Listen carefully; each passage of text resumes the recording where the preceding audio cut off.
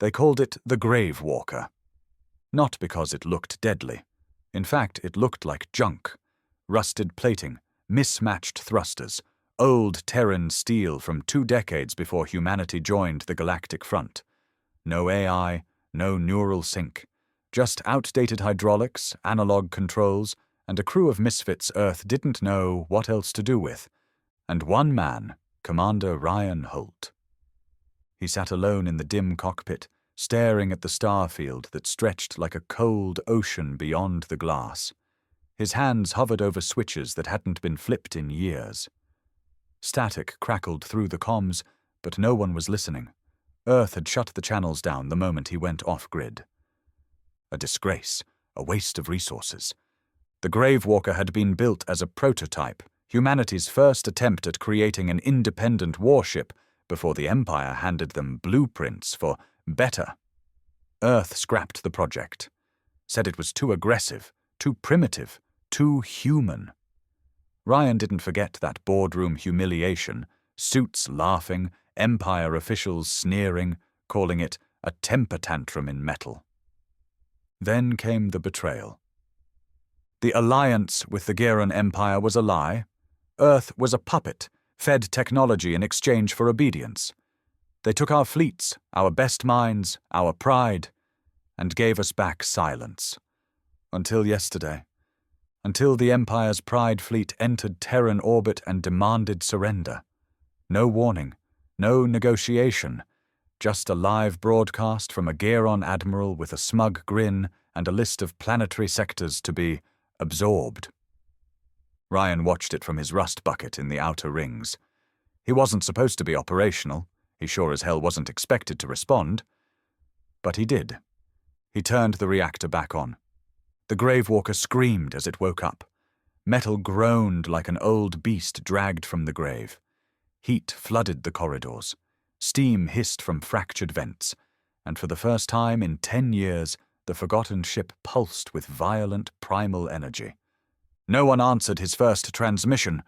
Earth Command ghosted him like they always had. The new brass had no record of him even being alive. But it didn't matter anymore. Ryan had one target, the Empire's flagship, Radiant Fang, the jewel of their Pride fleet. The ship that broadcast the surrender ultimatum from orbit. Now it floated above Earth like a god's blade, sleek, golden, arrogant, the crown of a galactic tyrant. But not for long. Ryan ran his fingers across the manual targeting console. No AI help, no quantum link. Just his eyes, his instincts, and a targeting grid made by angry men who'd lost brothers in the Empire's earlier border exercises. He whispered under his breath, "Let's see if they remember what human rage looks like." The Grave Walker roared forward. Its thrusters coughed fire, black smoke trailing behind. It looked suicidal. One ship charging a whole fleet. Empire scanners barely registered it, too old to be dangerous. A joke, a blip. The Pride fleet didn't even raise shields. Ryan grinned. He'd counted on that. At 50,000 kilometers, he flipped a rusted switch labeled Alpha Burn. The ship shuddered violently. The hull lit up red. Internal systems groaned. Something in the back exploded. But the weapon charged. The prototype's secret wasn't its guns, it was its core. A fusion of early Terran kinetic warhead technology and unstable dark matter compression. It was considered too brutal, too uncontrollable. That's why they shelved it. That's why Ryan loved it. He locked onto the Radiant Fang. "Burn in hell, you golden bastard!" He fired. There was no sound in space, only light. A blinding beam of concentrated mass energy tore through the void like a sword of ancient wrath. It didn't just hit the flagship, it punched through it, slicing the ship in half, tearing decks apart, igniting reactors, cooking everyone inside in less than 3 seconds. Alarms echoed across the Empire fleet. Too late. The second charge struck a dreadnought beside it, then a third, and a fourth. In 5 minutes, 4 of the Empire's most advanced ships were reduced to glowing debris. The Grave Walker floated in the wreckage, smoke leaking from its sides, Ryan's chest heaving with breath, blood running from his ears from the force of the blowback. He whispered into the comm, whether anyone heard or not. "You should have left us alone." Smoke coiled through the Gravewalker like a dying dragon exhaling its last breath. Systems blinked erratically. Warning lights flashed red across every surface. The reactor hissed low, not dead, but wounded, like the ship itself. Ryan wiped blood from his nose and leaned back against the cracked pilot seat, breathing hard. His ribs ached, maybe broken. His knuckles were bruised from gripping the manual controls too tightly. But his eyes, they burned with something electric. Not victory, vengeance. He looked at the twisted wreckage drifting in the void, the shredded corpse of the radiant Fang still bleeding sparks and broken plating. Half a dozen escape pods floated silently, ignored. The Empire's pride was now a graveyard, scattered across orbit like trash. "Command's going to piss themselves," he muttered, spitting onto the floor. Earth's military had gone silent during the attack. Not even a whisper from their end. But now they couldn't ignore him. Not after what he'd just done. The console flickered, then a voice broke through, tight, clipped, and laced with barely contained panic. "Unidentified Terran vessel. You are operating unauthorized weapons technology. Identify immediately." Ryan smiled bitterly. So now they wanted names. He flipped the comm switch.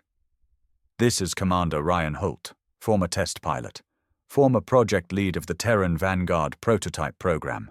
You scrapped us, remember?" Silence.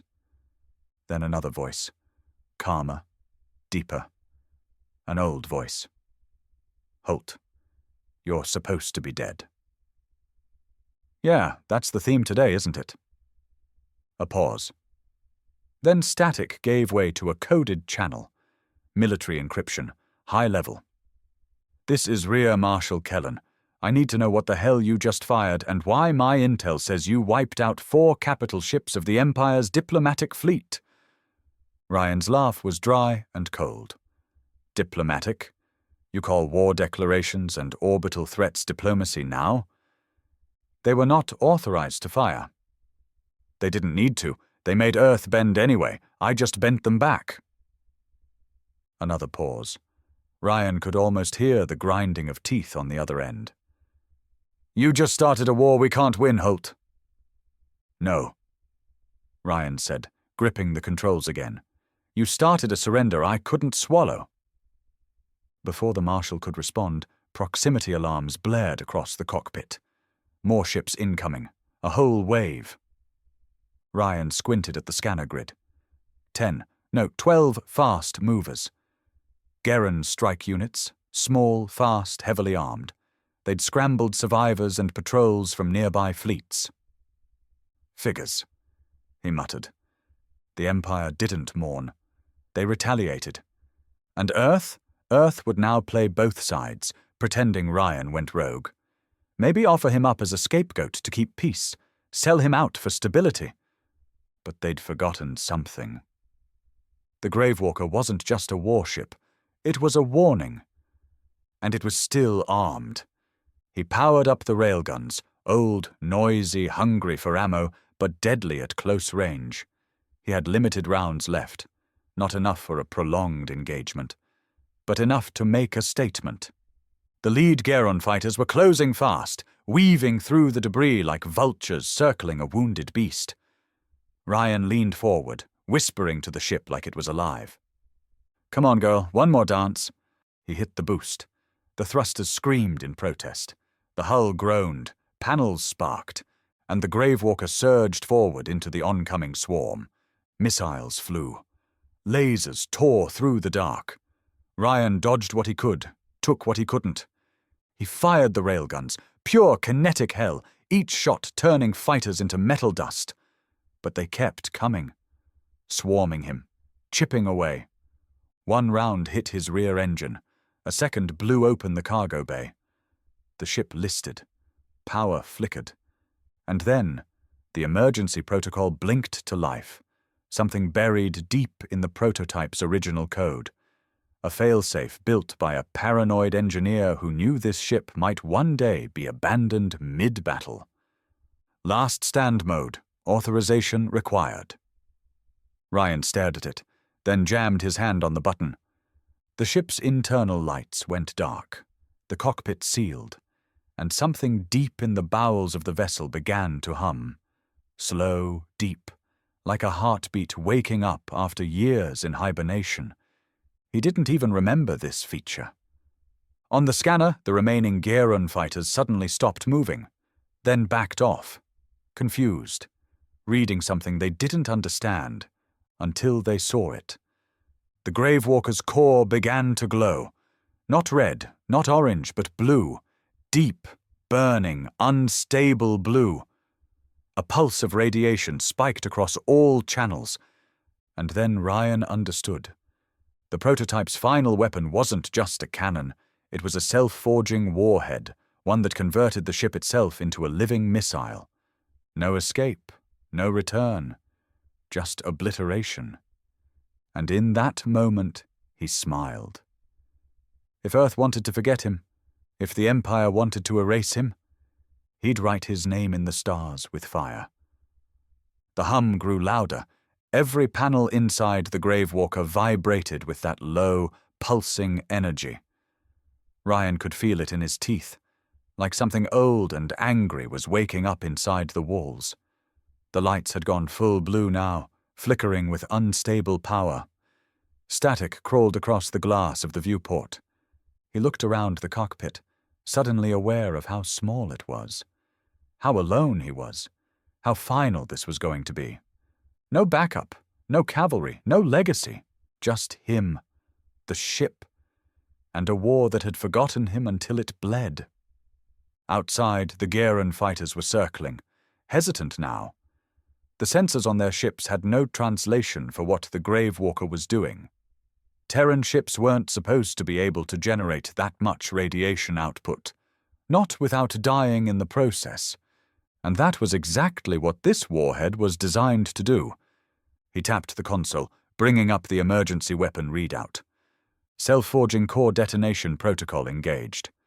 Yield estimate, 7.2 teratons. Detonation, radius 900 kilometers. Evacuation not possible. Ryan exhaled slow, then chuckled. Hell of a retirement plan. He stood for a moment, pacing the narrow bridge. The deck beneath him creaked under his boots. Somewhere in the mess hall, a fire had started. He could smell melted plastic and scorched metal. He'd burned out life support 3 hits ago. This wasn't going to be a clean death. But then again, none of this had been clean. They'd buried him with a failed project, scrubbed his record, shoved him off to a derelict ring station, and pretended he didn't exist.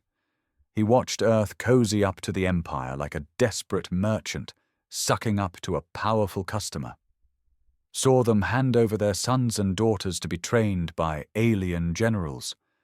Watched Terran pride get dismantled in boardrooms and councils filled with grinning Gearon officials. And now Earth was scrambling.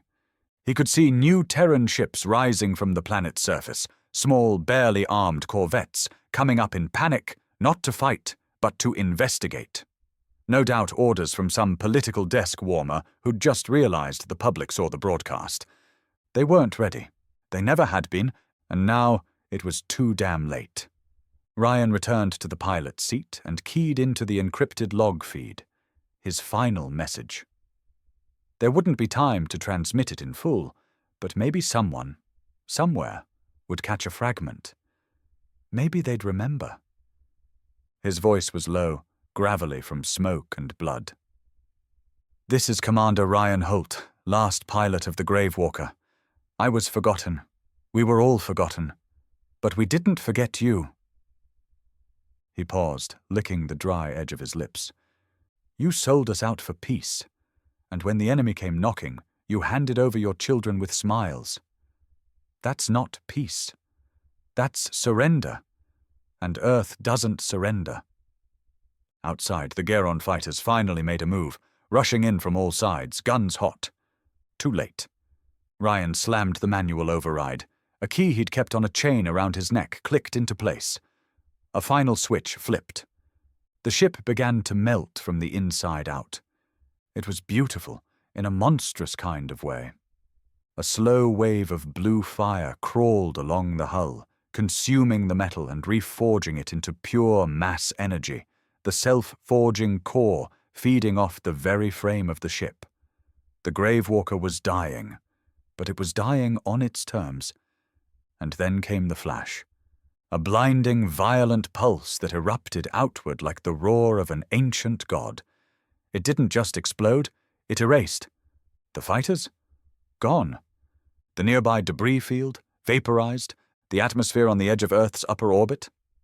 Rattled. Even the Terran ships miles away felt the wave and scrambled to avoid the burn. And then silence. No Gravewalker, no signal, no Ryan Holt. Just a perfect spherical wound carved into space, still glowing blue, and Earth watching from below. Not with pride, not yet, with fear. Because they had just remembered what they tried to forget. Humanity's anger doesn't fade. It waits, it builds, and when it's finally unleashed, it writes its name in fire. Earth's upper orbit was quiet now. Too quiet. The wound in space left by the Gravewalker's self-forging detonation still glowed faintly, like a scar that wouldn't heal. Satellites avoided it. Debris didn't drift near it. Even light seemed hesitant to pass through. But down below, on Earth's surface, silence was not an option. Panic bloomed across every major Terran government building like rot in a forgotten cellar. Emergency meetings, leaked sensor logs, civilian footage showing flashes of light in the sky, people demanding answers, protesters in the streets, some waving Ryan Holt's name like a battle flag, others cursing it like a death sentence. In the Terran Unity headquarters, Admiral Tenor paced with clenched fists. He was the kind of man bred for calm, born with the blank face of a diplomat and the spine of a jellyfish. But today, even he couldn't hide the tremor in his jaw. The broadcast was picked up on over 77 colonies. His aide muttered, too afraid to raise her voice. The detonation registered on alien monitoring systems in 4 sectors. The Gerona demanding an emergency council. Tenor didn't answer right away.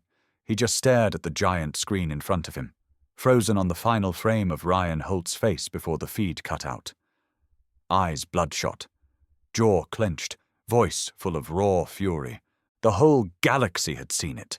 The words, the fire, the Gravewalker. And now Tenor's worst fear was coming true. Not that Earth would be invaded. That much was inevitable. But that the lie they'd built their fragile peace on had been shattered. Humanity wasn't tamed, it wasn't loyal, it wasn't improved by its partnership with the Geron Empire. No, humanity was still dangerous, still unpredictable, and worse, still proud. Behind him, a voice broke through the panic. Old, sharp, cold. He should have been terminated when the project was scrapped. Tenor turned to see former Rear Marshal Caney, long retired but still haunting the halls like a ghost. The man had led the very program that birthed the Gravewalker, and voted to bury it. "You don't terminate a man like Ryan Holt," Tenor muttered. "You delay him." Caney frowned. "What's the damage report?" 4 Pride Fleet ships gone, Empire's honor shattered, and now we're sitting here with our pants down while their envoy circles in a battleship twice the size of our defense grid. Caney walked over slowly, eyes never leaving the glowing scar on the screen. "Do they know it was Holt?" "They all know," Tenor said. "And the civilians? They've turned him into a martyr. Some are calling him the last Terran. Others think he's still alive." Caney scoffed. "He's dead. That blast was total." "Was it?" Tenor asked quietly. There was a pause. Because the truth was, even after scanning the detonation site, even after dissecting every electromagnetic pulse and debris fragment, they hadn't found a body. Not a trace of biological matter. No cockpit remnants. Not even a scorched uniform. The Gravewalker had vanished like a ghost, and ghosts had a habit of haunting those who buried them. Down below, in the lower city sectors, the name Ryan Holt was growing. Graffiti sprayed on defense bunkers. Pirate vessels in the outer colonies now carried Gravewalker insignias. Hackers hijacked news broadcasts to replay his final words over and over. "You sold us out for peace. That's not peace, that's surrender. And Earth doesn't surrender." The Geron were livid. Their ambassador landed 2 hours later, armored in ceremonial gold, eyes burning with contempt. He didn't sit, didn't speak pleasantries. He dropped a data slate on Tenar's desk and pointed. "We demand his remains, his command crew, the ship's logs, and a formal apology broadcasted to all galactic sectors." Tenar blinked. There is no command crew. There were no remains. The ship had been decommissioned for... "We saw the footage. Don't insult us." Caney raised a brow from across the room. "And if we don't comply?" The ambassador didn't flinch. "Then you will no longer be considered a protected species. You will face reclassification, open warfare, containment, maybe extinction." Tenar leaned back in his chair and looked at the screen again. The glowing scar, the ghost in the system, and something shifted in him. Some old instinct, long buried beneath political training and the fear of interstellar diplomacy, stirred. He didn't respond immediately. Instead, he asked, "What if he's not dead?" The ambassador narrowed his eyes. "That would be unfortunate." Tenar smiled, because deep down, something in him wanted to believe it. That maybe Ryan Holt hadn't died in that blast. Maybe he'd become something else. Something the Empire would never be able to erase. Out in the black, past the trade lanes and Empire-monitored sectors, there was a place Terrans called the Wreck Belt, a twisted graveyard of decommissioned warships, forgotten satellites, outlaw colonies, and silence. No patrols, no maps, no questions asked. It was here that whispers began. They didn't spread through news channels or official networks. The Empire had those choked tight. These whispers traveled in code, bounced between pirate freighters, rebel mining barges, old smuggler dens with flickering lights and broken gravity systems.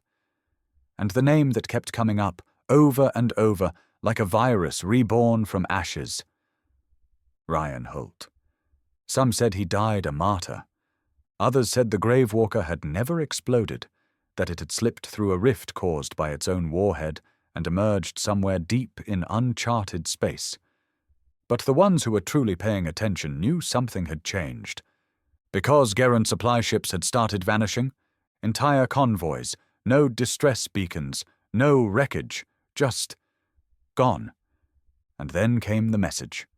Just one, audio only, distorted, warped, but real. "This is Holt. You forgot what we are. I'm here to remind you." That was all. No coordinates, no threat, no demands. Just a voice soaked in fire and vengeance, and it hit harder than any weapon. In the colony known as New Ares, where Terrans lived under Geron rule and paid taxes with labor instead of credits, the message spread like wildfire.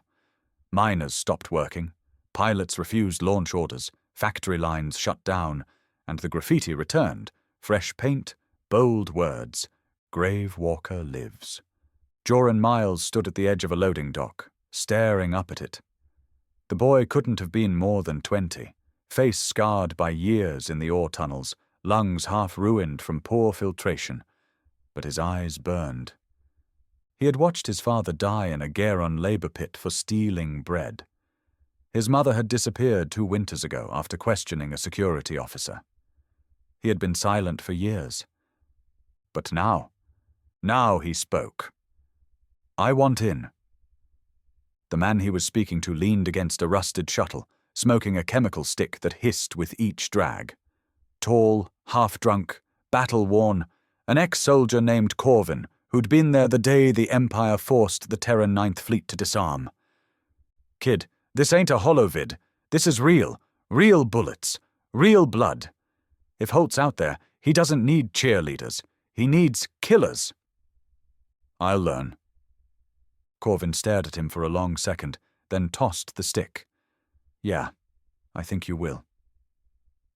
That night, the underground rebellion swelled. Not with speeches or banners, but with actions. Sabotaged relays, hijacked transports, leaked data on Gearon patrols. And every time they struck, they left one message behind. "We are the Gravewalker's fire." Back on Earth, Tenor couldn't contain it. The Empire demanded martial law across all Terran colonies. They sent advisors to oversee military actions. Earth's leaders bent again, like they always did. But the pressure was too much. Tenor knew the Empire had overplayed their hand. Ryan Holt had become more than a man now. He had become memory sharpened into a blade. A ghost the Empire couldn't kill, because they made him. And the colonies were finally waking up to that truth. Then something strange happened. From deep within the outer wreck belt, a beacon lit up. Ancient Terran code. Pre-Empire encryption. Not used in decades. No one should have been able to activate it. But someone had. A scout ship from the rebellion was sent. Corvin was on board. He didn't know what to expect. A trap. A dead signal. A junk field lit by old reactors, maybe. What he found was worse, and better.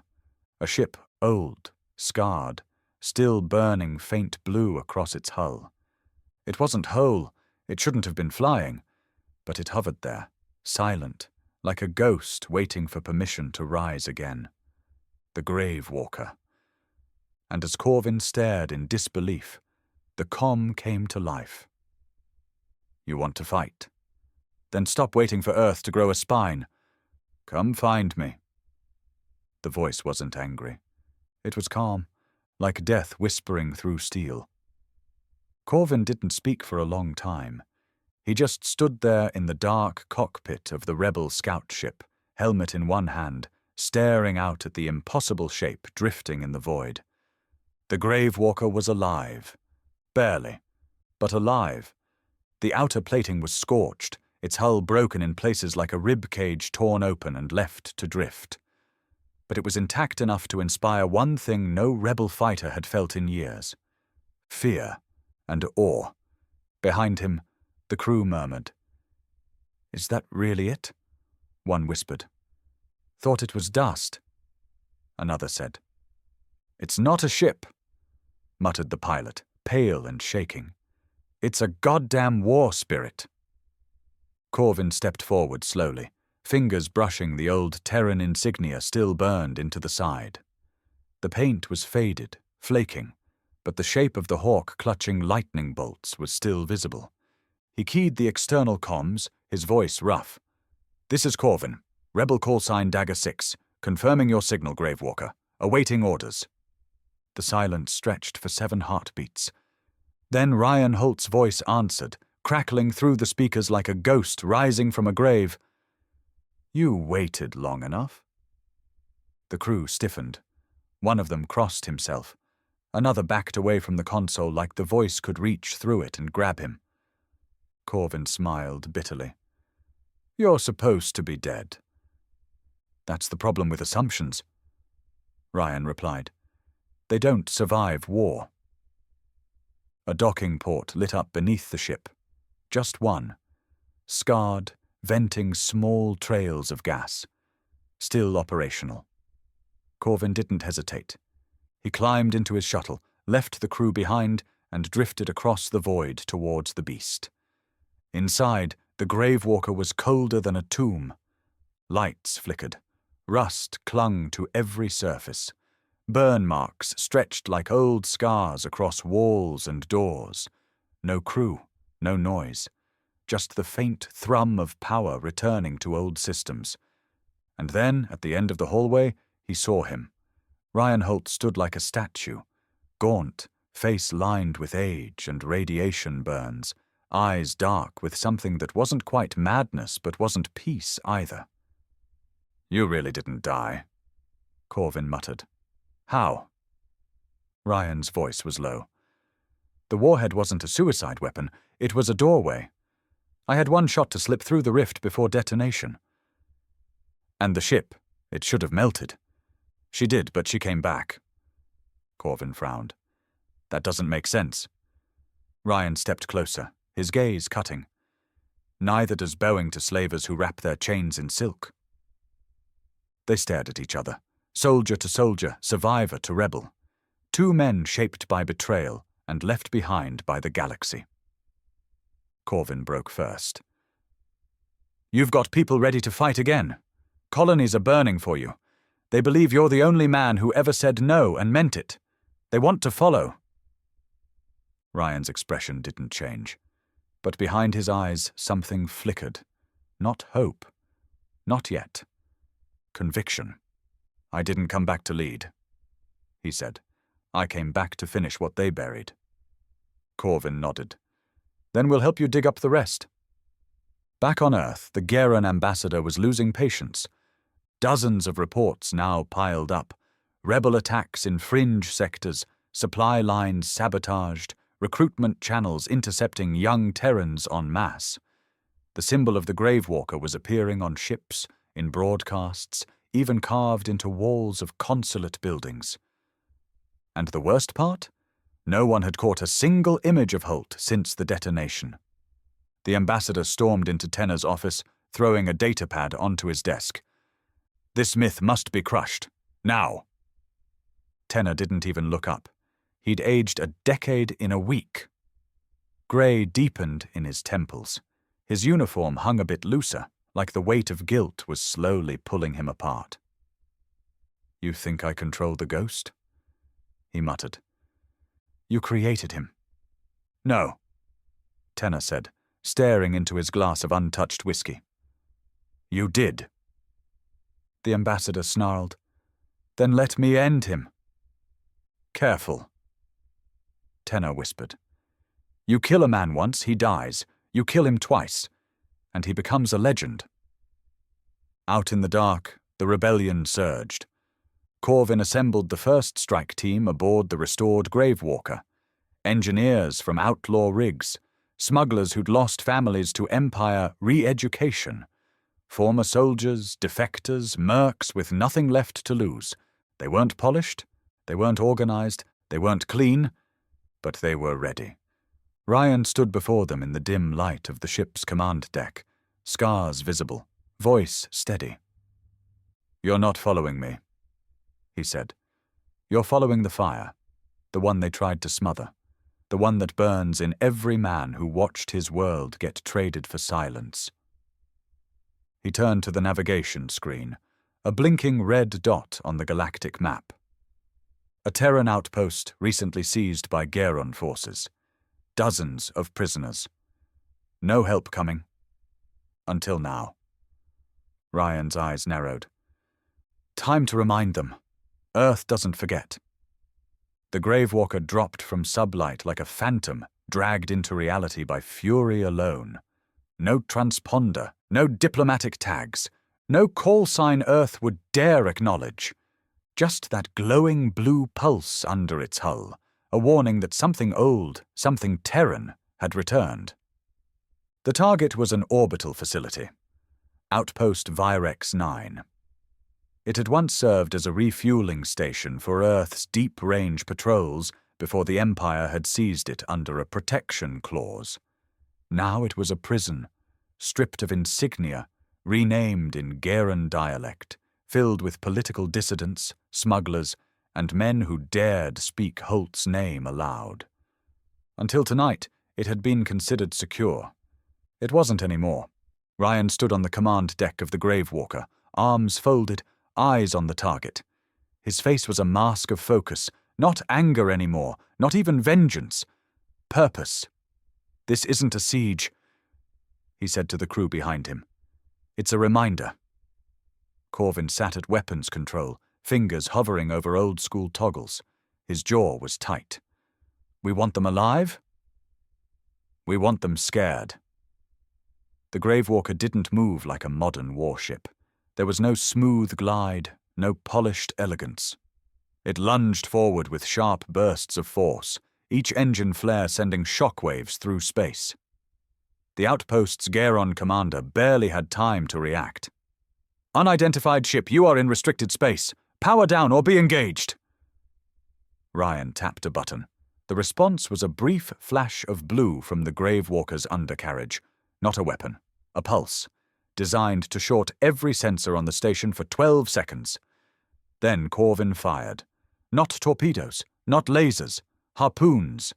Massive kinetic spikes slammed into the outpost's support arms, dragging down the upper comms tower like a god ripping off limbs. The entire station buckled under the pressure. Inside, chaos exploded. Prisoners shouted in confusion. Lights died. Gravity shifted. Systems crashed.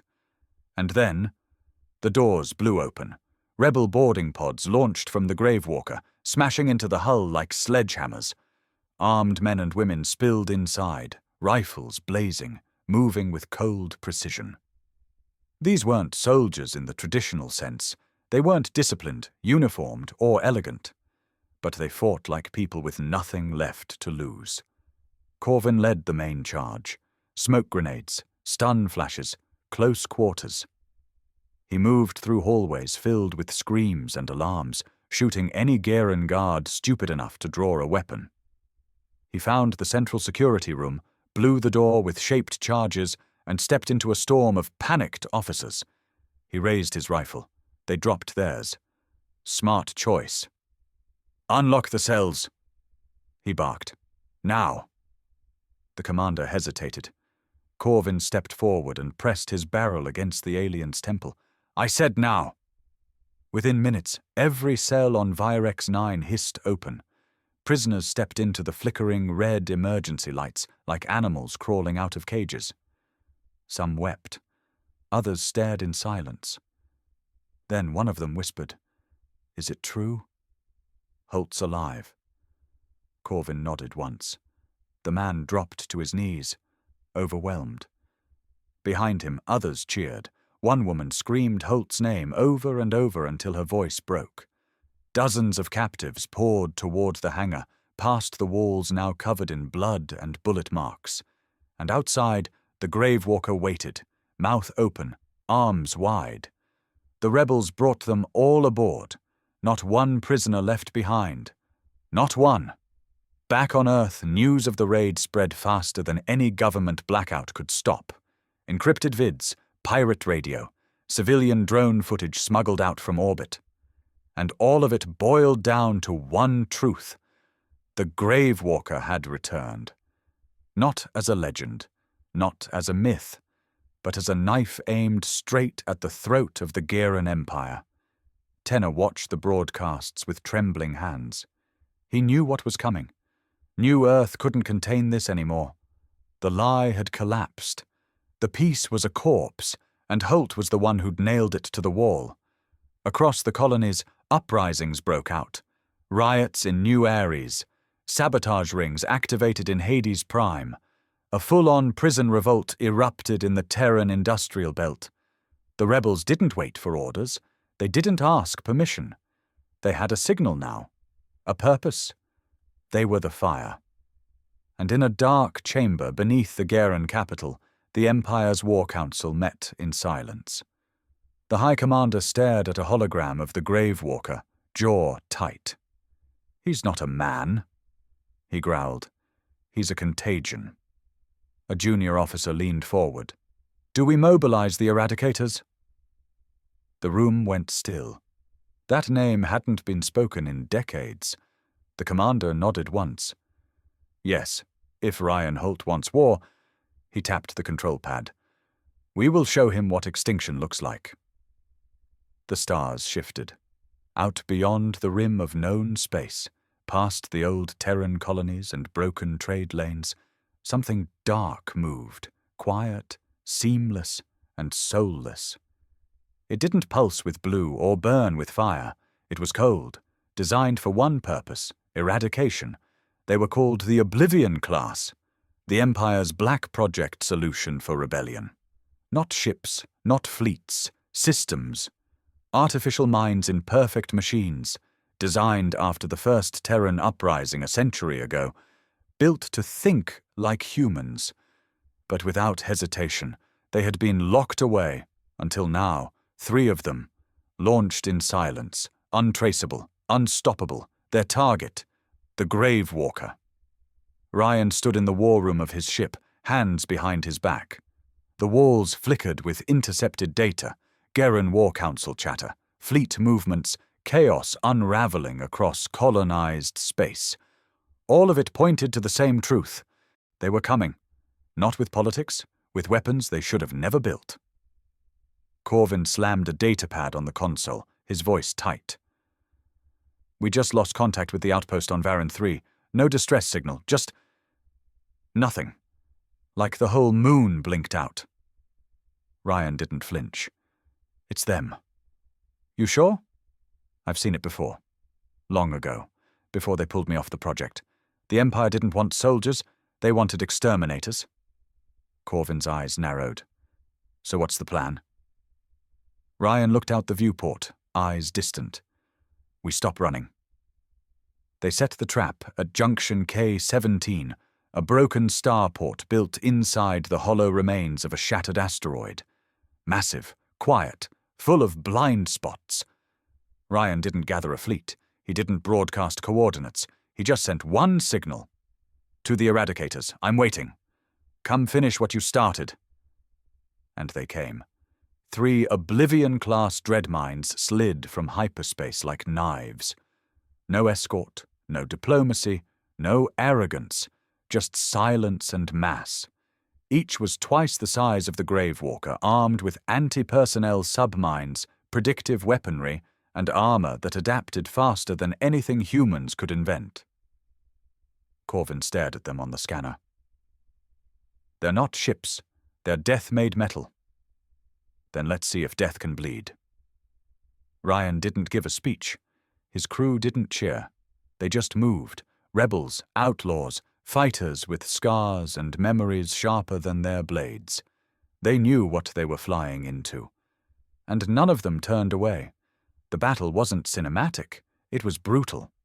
The first Oblivion class didn't open with fire. It hacked half the Gravewalker's targeting systems in the first 10 seconds. The lights flickered. Doors jammed, gravity cut. Then came the kinetic bursts, railgun slugs that tore entire decks open. But Ryan had learned something they hadn't. You don't fight machines with machines, you fight them with chaos. He diverted full power to the engines, not the weapons, and rammed the first dreadmind head-on. The Gravewalker screamed on impact, hull tearing, alarms flaring, but it drove straight through the upper weapons array of the Oblivion class and buried a magnetic mine deep in its guts. Boom! The explosion tore half its core apart. 1 down. Corvin led the next attack, boarding the second ship with a team of volunteers. No air support, no cover, just boots on steel and gunfire in corridors colder than death. He fought through automated defense drones, acid gas traps, hallways that rearranged themselves. Only 1 out of 10 rebels survived that assault. But when Corvin reached the control node and jammed a thermal core into the override chamber, it went silent forever. 2 down. But the third was learning. It didn't attack. It waited, studied, adapted. And when it struck, it didn't aim for the ship. It aimed for Ryan. A precision strike, calculated to breach the bridge and vaporize only the command deck. Not the vessel, just the man who'd become the myth. The shot landed. The deck exploded. Fire and steel and silence. The crew screamed over the comms. Corvin, bleeding, tried to reach the command signal. Nothing. The Gravewalker drifted, lights flickering out. And then, a voice. Not through the comms, not from the ship. Across every rebel channel, every hijacked frequency, every neural-linked interface in Terran space. Ryan's voice. You can kill the man, but you can't stop the fire. And the stars turned red. From behind the asteroid field, 3 more ships emerged, scavenged, welded together by colonists, smugglers, defectors. Not beautiful, not powerful, but angry. The rebellion had built more than a legend. They had built an army. Missiles rained down. EMP flares blinded sensors. Old Terran nukes fired from rusted catapults slammed into the last Eradicator like fists from hell. It tried to fight back. It failed. And in the end, as it burned, the stars echoed with one message. Earth doesn't surrender. Weeks passed. The Empire fell silent. Its fleets pulled back. Its governors fled. And across the colonies a symbol spread, the mark of the Grave Walker, painted on walls, burned into armor, carved into medals. Ryan Holt's body was never found. No funeral. No monument. Because there was no need. He had already become something else. A name spoken by soldiers before battle. A whisper in dark halls where tyrants ruled. And in the hearts of every free Terran, a truth no empire could erase. He was forgotten once, never again.